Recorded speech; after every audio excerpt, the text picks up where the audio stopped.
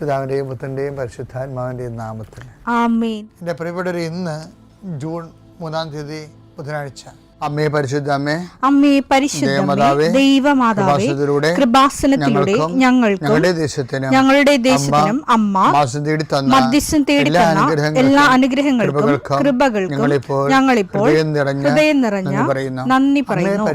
അമ്മേ പരിശുദ്ധമേ, ദൈവമാതാവേ, 2004 ഡിസംബർ 7 തീയതി ഉച്ചകഴിഞ്ഞ് 2:30 കൃപാസനത്തിൽ സംഭവിച്ച അമ്മയുടെ പ്രത്യക്ഷപ്പെടലിനെ കുറിച്ച് തിരുസഭയ്ക്ക് സമർപ്പിച്ചിരിക്കുന്ന പഠനരേഖകളുടെ സഭാത്മകമായ പഠനം ആരംഭിക്കുവാൻ ഞങ്ങൾ പ്രാർത്ഥിക്കുന്നു.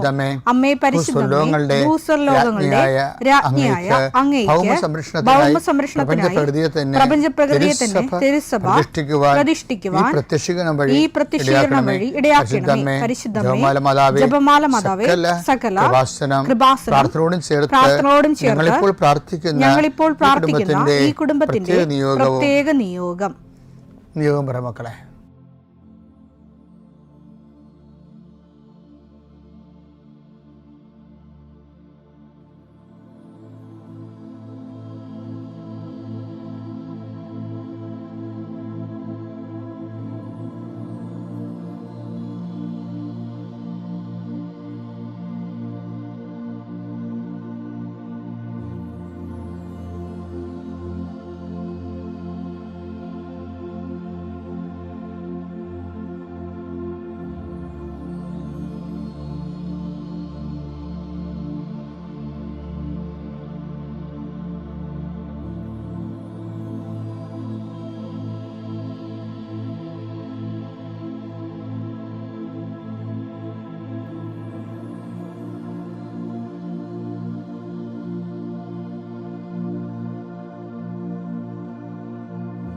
അമ്മയുടെ പ്രത്യക്ഷീകരണത്തിന്റെ ഈ അനുഗ്രഹവേളയിൽ ഞങ്ങൾക്ക് സാധിച്ചു തരുവാൻ കനിയണമേ. ആമേൻ. വിശ്വാസ പ്രമാണം. സർവശക്തനായ പിതാവും ആകാശത്തിന്റെയും ഭൂമിയുടെയും സൃഷ്ടാവുമായ ദൈവത്തിൽ ഞാൻ വിശ്വസിക്കുന്നു. അവിടുത്തെ ഏകപുത്രനും ഞങ്ങളുടെ കർത്താവുമായ ഈശോമിശിഹായിലും ഞാൻ വിശ്വസിക്കുന്നു. ഈ പുത്രൻ പരിശുദ്ധാത്മാവിനാൽ ഗർഭസ്ഥനായി കന്യകാമറിയത്തിൽ നിന്ന് പിറന്ന് പൊന്തിയോസ് പീലാത്തോസിന്റെ കാലത്ത് പീഡകൾ സഹിച്ച് കുരിശിൽ തറയ്ക്കപ്പെട്ട് മരിച്ച് അടക്കപ്പെട്ട് പാതാളങ്ങളിൽ ഇറങ്ങി മരിച്ചവരുടെ ഇടയിൽ നിന്ന് 3-ാം നാൾ ഉയർത്ത് സ്വർഗത്തിലേക്ക് എഴുന്നള്ളി സർവശക്തിയുള്ള പിതാവായ ദൈവത്തിന്റെ വലതുഭാഗത്തിരിക്കുന്നു. അവിടെ നിന്ന് ജീവിക്കുന്നവരെയും മരിച്ചവരെയും വിധിക്കുവാൻ വരുമെന്നും ഞാൻ വിശ്വസിക്കുന്നു. പരിശുദ്ധാത്മാവിലും ഞാൻ വിശ്വസിക്കുന്നു. വിശുദ്ധ കത്തോലിക്കാ സഭയിലും പുണ്യവാന്മാരുടെ ഐക്യത്തിലും പാപങ്ങളുടെ മോചനത്തിലും ശരീരത്തിന്റെ ഉയർപ്പിലും നിത്യമായ ജീവിതത്തിലും ഞാൻ വിശ്വസിക്കുന്നു. ആമേൻ. സുഖസ്ഥനായ ഞങ്ങളുടെ പിതാവേ, അങ്ങയുടെ നാമം പൂജിതമാകണമേ. അങ്ങയുടെ രാജ്യം വരണമേ. അങ്ങയുടെ തിരുമനസ് സ്വർഗത്തിലെ പോലെ ഭൂമിയിലും ആകണമേ. അന്നു വേണ്ടുന്ന ആഹാരം ഇന്ന് ഞങ്ങൾക്ക് തരണമേ. ഞങ്ങളോട് തെറ്റ് ചെയ്യുന്നവരോട് ഞങ്ങൾ ക്ഷമിക്കുന്നത് പോലെ ഞങ്ങളുടെ തെറ്റുകൾ ഞങ്ങളോടും ക്ഷമിക്കണമേ. ഞങ്ങളെ പ്രലോഭനത്തിൽ ഉൾപ്പെടുത്തരുതേ, തിന്മയിൽ ഞങ്ങൾ രക്ഷിക്കണമേ. ആമേൻ. നന്മ നിറഞ്ഞ മറിയമേ, സ്വസ്തി. കർത്താവ് അങ്ങയുടെ കൂടെ സ്ത്രീകളിൽ അങ്ങ് അനുഗ്രഹിക്കപ്പെട്ടവളാകുന്നു. അങ്ങയുടെ ഉദരത്തിൻ ഫലമായി ഈശോ അനുഗ്രഹിക്കപ്പെട്ടവനാകുന്നു. പരിശുദ്ധ മറിയമേ, തമ്പുരാന്റെ അമ്മേ, പാപികളായ ഞങ്ങൾക്ക് വേണ്ടി ഇപ്പോഴും ഞങ്ങളുടെ മരണസമയത്തും തമ്പുരാനോട് അപേക്ഷിക്കണമേ. ആമേൻ. കർത്താവേ, നിന്റെ ഉന്നതമായ നാമത്തിന് സ്തോത്രം ചെയ്യുന്നു. കർത്താവേ, നിന്റെ വിശുദ്ധ പൗരോഹിത്യത്തെ മഹത്വപ്പെടുത്തണമേ. കർത്താവേ, പ്രാർത്ഥന എത്ര ലളിതമാണെങ്കിലും എളിയതാണെങ്കിലും ഇതുകൊണ്ട് എന്താണ് ഉദ്ദേശിക്കേണ്ടത്? കർത്താവേ, നീയാണ് ഉദ്ദേശിക്കേണ്ടത്. നാനാവിധ രോഗികളെ കർത്താവേ നിന്റെ വിശുദ്ധമായ രക്തം തളിക്കണമെന്ന് പ്രാർത്ഥിക്കുന്നു. ഡിപ്രഷന് വന്നു പോയവർ, മനസ്സിടിഞ്ഞവർ, ഇപ്പോൾ കാണുന്നത് പോലെ നെഞ്ചിൻ്റെ ഉള്ളിൽ മുഴയുള്ളവരെ കർത്താവ് സ്പർശിക്കണമേ എന്ന് കണ്ണീരോടെ പ്രാർത്ഥിക്കുന്നു. ഉടലിൽ നിന്ന് വെള്ളം വന്നുകൊണ്ടിരിക്കുന്നവരെ കർത്താവ് സുഖപ്പെടുത്തുന്നുണ്ട്. കർത്താവ് അടിവയറ്റിലെ വേദനകളും മുഴുവൻ എല്ലാത്തരം അസ്വസ്ഥതകൾ, ഭാരങ്ങൾ, എന്തോ കെട്ടിയിരിക്കണ പോലെ തോന്നുന്ന അവസ്ഥകൾ കർത്താവിൻ്റെ നാമത്തിൽ സൗഖ്യമാകട്ടെ എന്ന് ഈശോനാമത്തിൽ പ്രാർത്ഥിക്കുന്നു.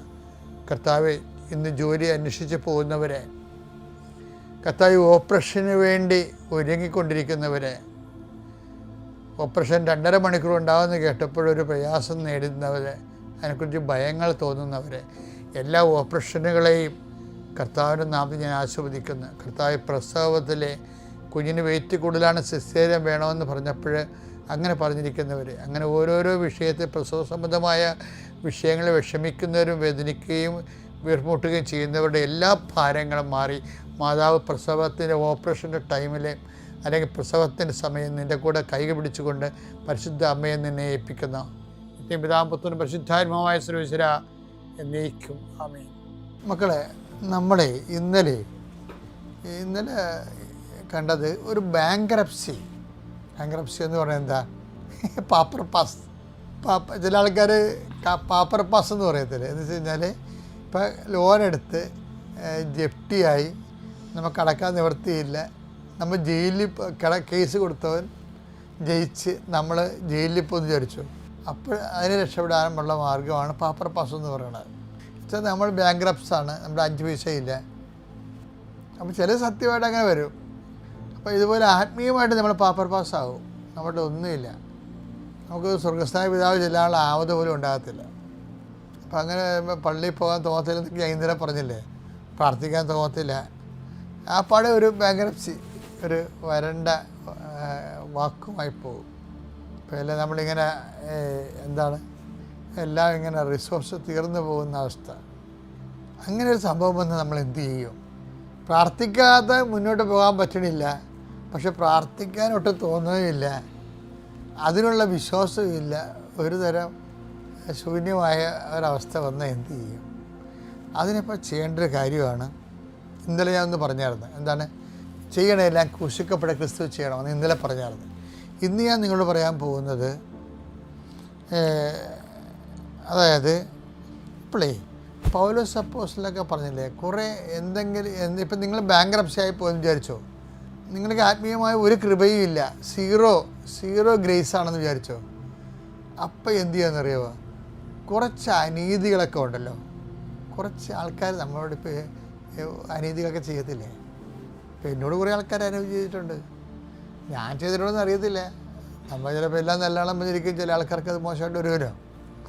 അപ്പോൾ ഏതായാലും നമ്മൾക്കെതിരെ ഈ സമൂഹത്തിൽ നമ്മൾ അനീതികൾ ചെയ്യും. അനീതികൾ പലതരത്തിൽ നമ്മുടെ കയ്യിൽ നിന്ന് മറ്റുള്ളവർക്ക് അനീതി വരുമല്ല.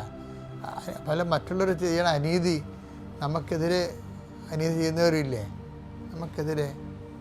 അപ്പോൾ അങ്ങനെ വരുമ്പോൾ, ഇപ്പോൾ ഉദാഹരണത്തിന് ഇപ്പോൾ നിങ്ങൾ ഇപ്പോൾ എംപ്ലോയ്മെൻറ്റ് കഴിഞ്ഞ ദിവസങ്ങളിൽ എംപ്ലോയ്മെൻറ്റിൽ നിന്ന് എനിക്ക് 40 വയസ്സായി, ഇനി എംപ്ലോയ്മെൻറ്റിൽ നിന്ന് എനിക്ക് കാർഡ് വരുവാന്നറിയത്തില്ല. അപ്പോൾ ഞാൻ ആ കാർഡ് നോക്കിയപ്പോൾ എംപ്ലോയ്മെൻറ്റ് കാർഡ് കറുത്ത കാർഡ്, എംപ്ലോയ്മെൻറ്റ് കാർഡ് വെളുത്ത കാർഡായിരുന്നു. ഇത് ഇരുന്നിരുന്ന് ജോലി കിട്ടാതെ എപ്പോഴും പുതുക്കി ഇടയ്ക്ക് വല്ലപ്പോഴൊക്കെ വരുന്ന് വിളിക്കും. അങ്ങനെ അപ്പം അവർ പറഞ്ഞു അവർക്ക് ജോലി വേണം. ഒരു 40 വയസ്സ് കഴിഞ്ഞാൽ പിന്നെ വിളിക്കത്തില്ലല്ലേ അവർ. അപ്പോൾ ആ ഒരു കണ്ടീഷനിലായി അവർ. അപ്പം ഇതുപോലെ പക്ഷേ ജോലിക്കുള്ള മെമ്മോ നമുക്ക് എംപ്ലോയ്മെൻറ്റിൽ നിന്ന് വന്നെന്ന് വിചാരിക്കുമ്പോൾ പണ്ട് അൺഎംപ്ലോയ്മെൻ്റ് ഉണ്ടായി, തൊഴിലില്ലാ വേതനം ഉണ്ടായിരുന്നില്ല. അപ്പോഴും ഇതുപോലെ നമുക്ക് ഇപ്പോൾ വേതനത്തിന് വേണ്ടി കാർഡൊക്കെ വരും. അപ്പോൾ ഗവൺമെൻറ്റിൽ നിന്ന് അന്വേഷണം വരില്ല ആദ്യം. അപ്പോൾ ആൾക്കാർ നമ്മുടെ വീടിൻ്റെ അടുത്തൊക്കെ വന്ന് അന്വേഷിച്ചും പോവും, ഇന്ന ആളിനെ തൊഴിലില്ലാ വേതനം അനുഭവിച്ചിട്ടുണ്ട് അയാൾക്ക്. അപ്പോൾ ചില കഥാപാത്രങ്ങളുണ്ടാവില്ല എല്ലാ നാട്ടിലും. അവർ പറയേ അവരെവിടെ അമേരിക്കയില, ബാംഗ്ലൂർ, അവരവിടെ എന്ത് ജോലിയാണല്ല, ഒരു ജോലിയില്ലേ, വീട്ടിൽ നിൽക്കാൻ പറ്റാതെ വേറെ എവിടെ പോയി നിൽക്കായിരിക്കും. പക്ഷെ എന്നാലും ആൾക്കാർ നമ്മളെങ്ങനെ സഹായിക്കും. അതുകൊണ്ട് ഉടനെ ജോലി ഉണ്ടല്ലേ എന്താണെന്ന് പറഞ്ഞാൽ അത് ക്യാൻസൽ ചെയ്യും, സഹായം ക്യാൻസൽ ചെയ്യും. അപ്പോൾ അയൽവാസികൾ ചെയ്യണ സഹായങ്ങളാണ്. ഇതുപോലെ അനീതികൾ ചിലപ്പോൾ ഒരു കല്യാണക്കാര്യം വരുമ്പോൾ അന്വേഷിക്കണത് ഇതുപോലെ റോഡേ വന്നിട്ട് നമ്മൾ ആൾക്കാർ അന്വേഷിക്കുമല്ലോ, ഞങ്ങളുടെ വീട്ടിൽ നിന്നൊരു കല്യാണം, ഇവിടുന്ന് ഇന്ന വീട്ടിൽ നിന്ന് കല്യാണം എടുക്കുന്നു, അപ്പോൾ അതുകൊണ്ട് ഞങ്ങളവിടെ അന്വേഷിക്കാൻ വന്നാണെന്നൊക്കെ പറയുമ്പോൾ കേൾക്കണം പറയും, അതൊക്കെ ശരിയാണ്, ഒന്ന് അന്വേഷിച്ചിട്ടൊക്കെ വേണം അതൊക്കെ ചെയ്യാനെന്ന്. വേറെ ഒന്നും ആരും പറയത്തില്ല. എന്ന് വെച്ച് കഴിഞ്ഞാലേ പെണ്ണിന് അല്ലെങ്കിൽ ചെറുക്കൻ എന്താ കുഴപ്പമുണ്ടെന്ന് പറഞ്ഞാൽ ഒന്ന് അന്വേഷിച്ചിട്ട് വേണം ഇതൊക്കെ ചെയ്യാനെന്ന്. അവർ വല്ലതും ചെയ്താൽ അവർ തെറ്റൊന്നും ചെയ്തില്ല, അവർ പറഞ്ഞ് ഇത്രയേ ഉള്ളൂ അന്വേഷിക്കണമെന്ന്. എന്ന് വെച്ച് കഴിഞ്ഞാൽ അതിൻ്റെ അണ്ടർ മീനിങ് എന്താ? ആ വീട്ടുകാർ ആ പയ്യൻ കല്യാണം കഴിക്കാൻ പറ്റാത്ത ആളാണെന്നാണ്. അനീതി ഇങ്ങനെ കുറേ പേര് നമ്മളോട് ചെയ്യും, ഓരോരുത്തരത്തിൽ. ഈ അനീതി ഇപ്പോൾ ചില ആൾക്കാർ, ചില കടക്കാർ വന്ന് എന്നോട് പറയും, എൻ്റെ അച്ഛ കാശ് കിട്ടുമ്പോൾ കാശില്ലാത്തപ്പോൾ ഓടി എൻ്റെ അടുത്ത് വരും. 1/2 കിലോ അരി, ശർക്കര, തേയില, ഗോതമ്പെന്നൊക്കെ പറഞ്ഞ് പയറെന്നൊക്കെ പറഞ്ഞ് വരും. കാശ് കിട്ടുമ്പോൾ എൻ്റെ മുമ്പിലൂടെ വേറെ കടയിൽ പോകുമെന്ന് പറയും. ഇതൊക്കെ ആൾക്കാർ ചെയ്യണതാണ് ഇങ്ങനെ. അപ്പോൾ നമുക്ക് സങ്കടം തോന്നും. നമ്മുടെ കടയിൽ അവർക്ക് പട്ടിണി വന്നപ്പോൾ നമ്മളാണ് സഹായിച്ചത്. പക്ഷേ 10 പൈസ കിട്ടിയപ്പോൾ അവർ നമ്മുടെ കടയിൽ പോയി 2 അപ്പുറത്തെ കടയിൽ പോകും, അല്ലെങ്കിൽ ടൗണിൽ പോയി മേടിക്കും. അപ്പം നിറവില്ലാത്തവരുണ്ടാകും കുറേ പേര്. നമ്മുടെ ആധ്യാത്മികം വളരാത്തതിൻ്റെ കാരണം ഈ സൂക്ഷ്മജീവികളാണ്. നിറവില്ലായ്മയുടെ സൂക്ഷ്മജീവികൾ എല്ലാവരുടെ ജീവിതത്തിലൊക്കെ കുറേശ്ശെ ഉണ്ട്. അപ്പം ഇത് വരുമ്പോൾ ഇതുമൂലം ഉണ്ടാകുന്ന അനീതികളുണ്ട്. അപ്പോൾ ഈ അനീതി എന്ന് പറയുമ്പോൾ എൻ്റെ ഇടയ്ക്കാണ് അനീതി കിട്ടുകയാണെങ്കിൽ ഞാൻ അതുകൊണ്ട് നല്ല അടിപൊളി നല്ല 24 കാരറ്റിൻ്റെ തങ്കത്തിൻ്റെ കൃപയുണ്ടാക്കും. എന്താ കാര്യം എന്നറിയാമോ? അനീതി നമ്മൾ അനുഭവിച്ചാൽ, ഇപ്പോൾ ഈശോ ബൈബിളിൽ ചോദിക്കണില്ലേ, ഒന്ന് കുറഞ്ഞ് 6:7 കഴിഞ്ഞ ദിവസം കണ്ടതാണ്, എന്നാൽ ഇപ്പോൾ ഒരു വേറെ അർത്ഥത്തിൽ കാണാം നമുക്ക്. 1 കുറഞ്ഞ് 6:7 നിങ്ങൾ തമ്മിൽ വ്യവഹാരങ്ങൾ ഉണ്ടാകുന്നത് തന്നെ നിങ്ങളുടെ പരാജയമാണ്. എന്തുകൊണ്ട് ദ്രോഹം നിങ്ങൾക്ക് ക്ഷമിച്ചുകൂടാ? ബൈബിൾ ചോദിക്കണേ, എന്തുകൊണ്ട് ദ്രോഹം നിങ്ങൾക്ക് ക്ഷമിച്ചുകൂടാ? വഞ്ചന സഹിച്ചുകൂടാ. അപ്പം അപ്പം നമ്മളോർക്കും, എന്തിനാണ് ഈ വഞ്ചന സഹിക്കണത്? എന്തിനാണ് ഇങ്ങനെ ദ്രോഹം ക്ഷമിക്കണത്? ഇത് എന്ത് പുസ്തകവിധെന്നൊക്കെ ചോദിക്കും. ചില ആൾക്കാർക്ക് ഉൾക്കൊള്ളാൻ പോലും പറ്റുന്നത് ബൈബിളിലാണ്. കാര്യം എന്താ വെച്ചാൽ യഹൂദന് ഇതൊക്കെ കേട്ട് കഴിഞ്ഞാൽ പേരെയും കണ്ണിന് പകരം കണ്ണ്, പല്ലിന് പകരം പല്ല് എന്ന് ചൊല്ലി എന്നാണ് അവർ പഠിച്ചു വച്ചിരിക്കുന്നത് അവരുടെ പഴയകാല ജീവിത അനുഭവങ്ങളിൽ നിന്ന്. കർത്താവ് അതെല്ലാം തിരുത്തുകയാണ്, മൊത്തം തിരുത്തുകയാണ്. എന്തിനാണ് തിരുത്തണമെന്ന് നിങ്ങൾക്കറിയാവോ? എന്തുകൊണ്ട് അനീതി നിങ്ങൾക്ക് സഹിക്കാൻ പാടില്ല, എന്തുകൊണ്ട് ദ്രോഹം നിങ്ങൾക്ക് ക്ഷമിക്കാൻ പാടില്ല എന്നൊക്കെ ചോദിക്കുന്നതിൻ്റെ കാരണം, ഈ ദ്രോഹം ക്ഷമിച്ചാൽ എന്ത് കിട്ടും, അനീതി സഹിച്ചാൽ എന്ത് കിട്ടും അതറിയണമെങ്കിൽ നിങ്ങൾ മത്തായി 5:11-12 വായിക്കണം. എന്നെ പ്രതി അതേ കിടക്കണം. എന്തുകൊണ്ട് അനീതി സഹിക്കാൻ പാടില്ല,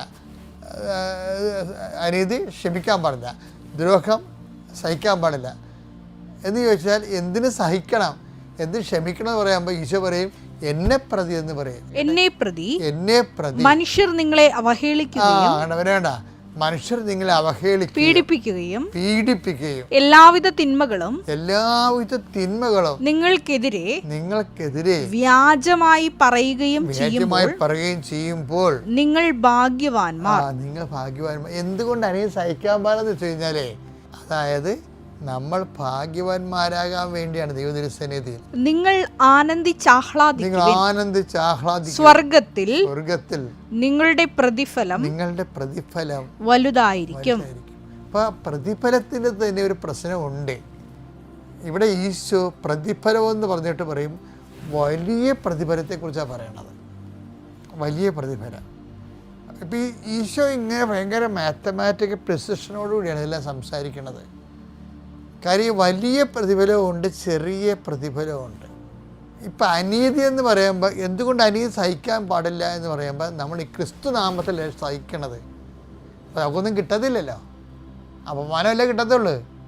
അത് ക്രിസ്തു നാമത്തിലാക്കി അക്കൗണ്ട് ചെയ്ത് കഴിയുമ്പോൾ വലിയ പ്രതിഫലത്തിലേക്കാണ് പോണത് പ്രത്യാശയോടെ. ഞാൻ എന്താ നമ്മുടെ സബ്ജക്റ്റ് നിങ്ങൾക്ക് അറിയാമോ? എന്താ സബ്ജക്റ്റ്? ഒരു ബാങ്ക്രപ്സി വന്നാൽ എന്ത് ചെയ്യണമെന്നാണ് ഞാൻ ചോദിക്കണത് നിങ്ങളോട്.